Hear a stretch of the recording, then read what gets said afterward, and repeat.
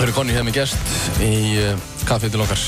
Hann sestur hérna hjá okkur Gunnar Kristinn og hann formaður... Veitum við, þetta eitthvað að gerast með mikrofónin. Þú ert stjórnarformaður... Samtaka meðlagsgreiðanda. Samtaka meðlagsgreiðanda, já, nákvæmlega. Og og hvernig lýsir það starf sér? Er alltaf kafi hjá þér mikið að gera? Það er rosalega mikið að gera og við erum 5 einstaklingar í stjórnarstarfi og í sjálfboða vinnu því að við fáum enga styrki frá opinberra til að telja.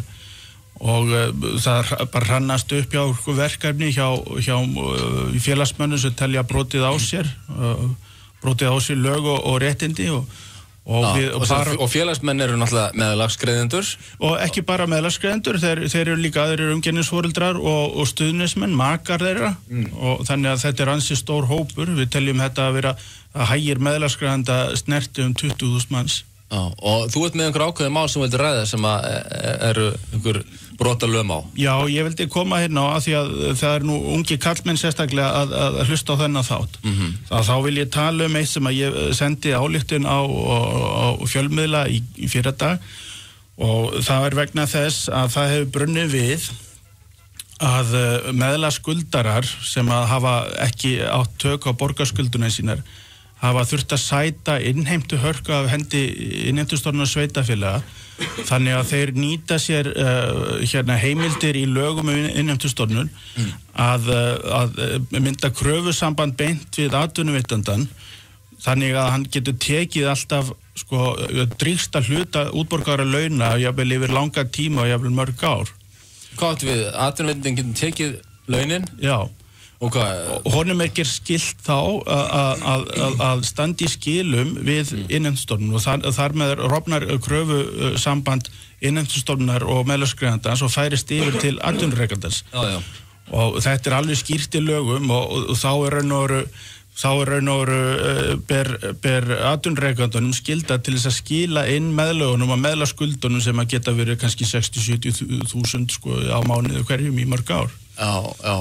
Já, ég skil, þú ert að tala um skuldir sem hafa hrannast upp og þá er atvinnureikandanum gert að draga þær frá laununum og þú getur ekkert sagt neitt um það. Nei, þú getur ekkert sagt. En reyndar eru leikreglur brotnar í þessu til dæmis. Þetta er stundum gert án þess að andmælareglan sé virt í þessu og hann sé varað við þá meðlaskuldarinn að þetta sé í farvatninu. Ef við gefum okkur gaur sem á að borga meðlag, hann hefur ekki borgað neitt í marga mánuði því hann er búinn að vera atvinnulaus. Svo byrjar hann að vinna einhverstaðar á einhverju bónstöðu eða eitthvað og vinnur allar fyrsta mánuðin alveg eins og brjálæðingur. Og ætla síðan að fá útborgað þá bara nei, þetta er skuld frá tryggingastofnun sem það er að borga. Já, það hefur gerst. Ég veit einn sem er með örorku og búinn að vera örorku í lengri tíma og hann vil berjast í gegnum sín veikind og vera virkur á vinnumarkaði. En leið og hann hefur komið og byrjað í launaðri vinnu þá er bara allar ástöðunar tekjunar dregnar á honum. Og maður sem er að berjast í gegnum erfið veikindi. En menn eiga náttúrulega alltaf að borga sína skuldir á endanum, eða ekki? Jú, og við raun og setjum ekkert út á það í sjálfu sér og við viljum náttúrulega... Við viljum bara menn fái kannski einhvern aðlögunarfrest og tíma til að borga? Ja, við tölum heiðarlegar leikreglur náttúrulega og við viljum náttúrulega bæta aðgengi að bótakerfinu. Við viljum hafa bótakerfi, aðkoma bótakerfinu eins og við séum foreldrar en ekki sem barnlausir einstaklingar.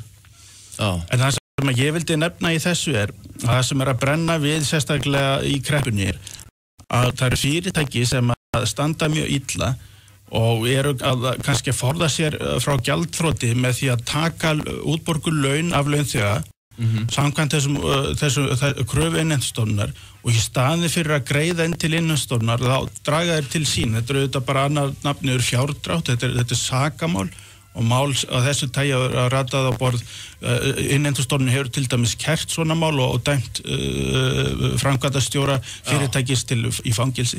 En hefur þetta þá verið dæmi um það að það hefur verið svona einbeittur ásetningur atvinnuveitandans að hann ætli sér ekki að borga þetta til meðlagssjóðsins heldur, hann ætli alltaf bara að stinga á sig eigin vasa? Mér sýnist það á þeim dómsmálum sem hafa komið fram að þá er þetta yfirleitt á ásetningi og neyðarbrauð atvinnurekanda því að fyrirtæki stendur illa og þá er þetta oft þannig að hann gefur ekki út þá meðan er aðeins og gefur hann ekki út launaseðla til dæmis og það eitt í þessu því að til að endurspegla hvað hann grandalaus meðlagskuldari að hann fær send 4 sinnum á ári skuldastöðu yfirlit og þar kemur bara höfuðstóll skuldarinnar en ekkert inngreiðslunar. Þannig að hann alveg grandalaus því að yfirdráttarvextirnir á meðlagsskuldunum eru 23,4% jafnæði. Þannig að sama raun og veru hvað hann borgar mikið að þessu, hann sér ekkit upphæðina minnka. Þannig að hann raun og veru algjörlega grandalaus gagnvart í að það sé verið að stela á honum peningi eða af innheimtustofnun eins og í þessu tilfelli. Hversu háu upphæð þetta fyrir að borga fyrir eitt barn í meðlag? Þetta 23.200 eitthvað þúsund, 23.230 minnum eitthvað lið, sko. Á mánuði? Já, en þú átt að því, sko, að meðlagsgreiðandinn búin að borga skatta af þessu. Og ef að heildarlaunin fara upp fyrir 525.000 þá getur þú lent í því að borga tvöfaldmeðlag sem er 50.000 og það ger raun og veru heildarlaunin miðast við þetta og þá ertu komin í raun og veru þarf að bæta við í 100.000 krónum í heildarlaun til þess að dekka bara meðlaugin. Þannig þegar menn missa af einhverjum mánuðum að þá er þetta mjög fljótt að safnast upp í stóra skuldir. Mjög fljótt að safnast og þegar komin í einhverja skuldi innstofnum þá er nær ógjörningur að dekka það niður því að yfirdráttarvextirnir svo háir. Og þetta er raun og það eru marga góðsagnir þetta mála eins og ljúfur og góður í samningum og svona, það er bara góðsagnir, ég hef ekki séð neina svona þeir eru ekki miskunnsamverðin í þessu. Það það tilfelli? Já, yfirleitt það þannig og yfirleitt eru þessar kröfur, þeir ná yfir alla ævina og síðan gerð krafi í dánabúið, það er elsti meðlagsgreiðandinn 82 ára eitthvað. Já, þannig að fólk gera þessu alla ævi. Já. Sko borga meðlag. En hvernig virkar til dæmis sko þegar faðir borgar meðlag hann að borga svo æxlast málum þannig að hann allt í einu farin að vera með börnin jafnvel miklu meira en konan jafnvel segjum hún konan sem bara farin út til útlanda marga mánuði og hann þarf alltaf að borga meðlag áfram. Já, þetta er götótt kerfi og þetta er ágæta punktur sem þú segir því að rannsóknir sína Sigrún Júlíusdóttir félagsfræðiprófessor hún bendir á það að 25% skilnaðarforeldra eru með helmingsumgengni viku á viku og 25 eru með miklu meiri rýmri umgengni en sýslumaður kveður á og síðan næstu svona 48% eru með umgengni sem eru svona cirka bát það sem að sýslumaðurinn segir. En það eru bara 2% umgengnisforeldra þessar fráskildaferða sem að umgangast ekki börnin sín. Hluta því ástæðan fyrir því getur verið vanræksla, sjúkdómar og síðan umgengnistálmanir.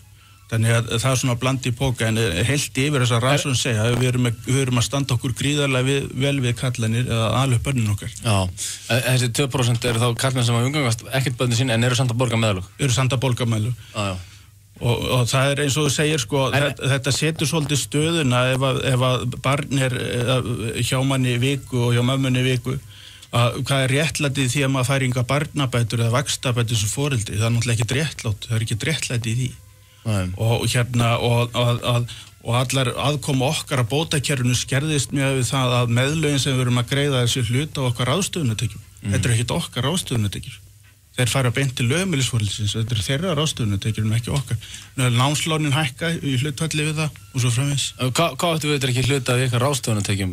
Sko, þetta er ekki okkar ráðstöfunartekjur, náttúrulega meðlögin sem við greiðum. Þetta er ráðstöfunartekjur lögheimilis barnsins. Já, en sko, það sem þið greiðið er hlutfall af ykkar ráðstöfunartekjum, ekki? Já, það er hluti okkar og það reiknast eða fært til bókar sem okkar ráðstöfunartekjur. Þannig að sko, skilur það þið þó aldrei ráðstöfum samt. Nei, og heildarlaunin, sjáðu sko, hvað er óréttlátt, að heildarlaunin, sko, lánasjóður íslenskar námsmanna þegar það ákveður afborganir á námslánum, þá fer það eftir heildarlaunum og þegar þú lendir illa í því til dæmis og þarft að fá fjárhagstyrk hjá félagsþjónustu sveitarfélaga, eins og margir gera eftir svona frádrátt eins og við talaðum áðan, að þá erum við synjuð beiðnin mataraðstoð því að þeir eru með heldartekjur, skilur, það er allt við heldartekjur en ekki ráðstöfunartekjur og þetta er rosalega rangkomitur og miklar jólasveinasögur í kringum það röglingin á milli ráðstöfunarteknarins og heldartekna, það er ekki þetta samræmi eins og talað alla efna. Eða er einhverjir að hlusta að núti sem eru meðlagsgreiðendur eða einstæðir foreldrar eitthvað, þá geta kannski hringt í síma 517 0977, við erum hérna með stjórnarformann samtaka meðlagsgreiðenda. En langar að spyrja, hvað finnst þér þetta að vera alveg nógu mikil upphæð, 23.000 krónur fyrir móðurina til að fá í meðlag á mánuði? Já, sko, það sem ég hef sagt, sko, að áður en við hugsum að breyta meðlagskerfinu, þá þurfum við að rannsaka hópinn fyrst. Eins og staðan í dag eru ósýnilegur hópur og órannsakalegur. Og þetta hefur aldrei verið rannsakað, þannig að áður við breytum því að þurfa að rannsaka hann. En svo má halda því til haga að lögheimilisforeldrar fá 40 til 60.000 á mánuði eftir búsetu og tekjumun á mánuði hverjum frá ríkinu bara fyrir að vera lögheimilisforeldrar. Veitum við bara einhverja barnabætur? Þetta barnabætur og sérstaklega vaxtabætur og þetta hitt og bíbí og blabla, sko. Og það borgar sig að fara að eignast börn? Ekki úr kall. Nei, en ef þú ert sko, þú færð ekki ef þau eru tveir foreldrar á heimilinu, bara það einstæð móðir. Nei, já, málið er það að bótakerfið ítur undir og raun og skilnaða hvetjandi í sjálfu sér. Það er svoleiðis. Já, það er þannig að sko, ef þú ert einstæð móðir og ákveður að skilja, sko, þá færðu 40 til 60.000 beint frá ríkinu bara fyrir að skilja og vera móðir. Og síðan bætist við meðlögin sem eru 25 til 50.000. Þannig að þetta er allt upp í 110.000 kall sem að þið fá í skattfrjálsar tekjur bara fyrir að vera... Sko, við tölum nú sko svona, náttúrulega það svindl alltaf órulegt og alltaf, en bara svona blákalt, hagstæðara fyrir sko foreldra, par sem saman og foreldrar, að þykjast vera skilin á pappírum og hafa skráð þannig. Margborgar sig. Og það er þannig að það munar mörgum 20.000 á mánuði hverjum, jafnvel 100.000. En hafa komið upp dæmi þess efnis að meðlagsgreiðendur séu með rökstæðan grun það að þessir meðlagsgreiðslunar séu að fara í raun allt aðra hluti heldur en uppeldi barnsins og eitthvað hægt að gera það í því. Þetta er umræðarendar sem við reynum að forðast í að við höfum sagt sko þetta á ríkið að styðja við bakið og lögheimilisforeldrum. Við viljum að börnin okkar líði vel heima hjá sér og sínu lögheimilum og svona, við höfundum ekkert lögheimilisforeldra því að vera að standa í þessu basli. Það eru 17% á vanskilaskrá. En að móti kemur þá er það mat samtakana að svona kannski fræðilega ágist og gefur auðvitað augaleið og það vita allir að þessi hópur sárast að binda í samfélaginu. En það má ekki tala það, kannski er þetta eitthvað kynbundið vandamál, ég veit það ekki. Akkur má ekki tala meðlagsgreiðenda, það skilur. Þú vilt meina að einstæðir feður eða meðlagsgreiðendur, það sé hópurinn samfélaginu sem hvað sárast að binda? Alveg klárlega, og við skulum ekki gleyma því að það er konur sem borga meðlög. Það standa allra verst. Og hingað til mín hafa hringt konur sem hafa orðið svo óhefnar innan geðselepa að verða ástónir af meðlagsgreiðendum að þær eru að segja það að þeir tapi 20.000 í mánuði hverjum bara fyrir að vera að draga þennan mannin á heimilið. Veitu nú við, þú voru að útskýra þetta betur, að konur sem verða ástónar af meðlagsgreiðendum að þær eru að tala það fer svo mikill peningur af...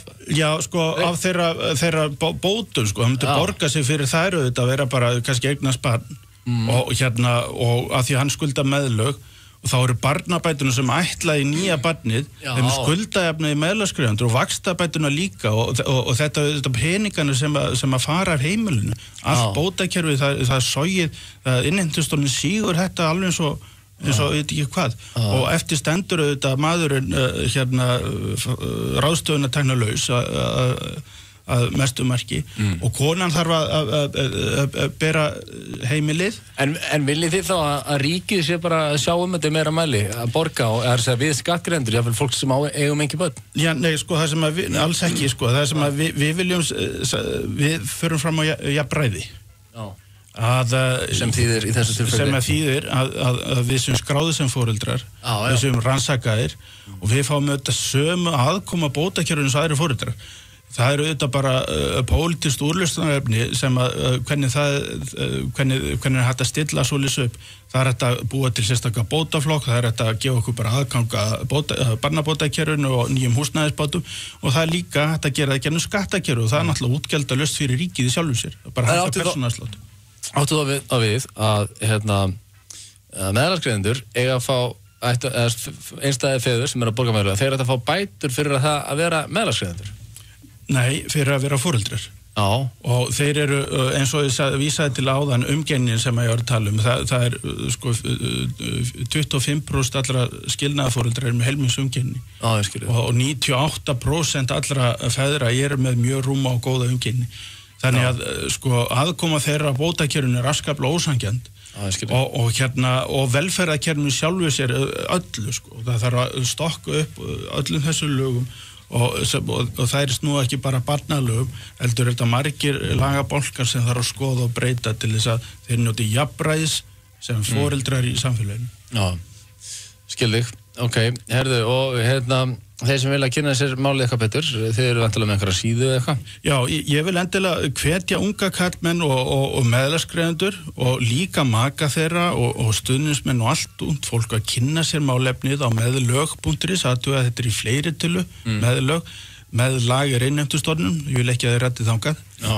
Og það sem þið getur kynntið okkur, það er ansi mikið að efni sem þið getur skoðað réttindi og hagsmuni meðlagsgreiðenda og skráið ykkur í samtökin, félagsgjöld valfrjáls, því að við getum þetta ekki nema með ykkar hjálp, nema við snúum bökum saman í þessu og stöndum anbannins þessu órétti saminuð. Það við getum þetta ekki einn, við þurfum okkar hjálp að halda. Þið sem eru ungir og ung og er að byrja á lífinu og eignast fjölskyldu og börn, kynnið ykkur málið, kynnið ykkur ykkar rétt og hver staða ykkar er gagnvart ríkinu. Nákvæmlega, þetta var Gunnar Kristinn, stjórnarformaður samtaka meðlagsgreiðenda, en við hér í Harmageddon höldum áfram til skamma stund. Við vorum miklu skáldi sem var að gefa út sína fyrstu ljóðablokk, ekki fara neitt.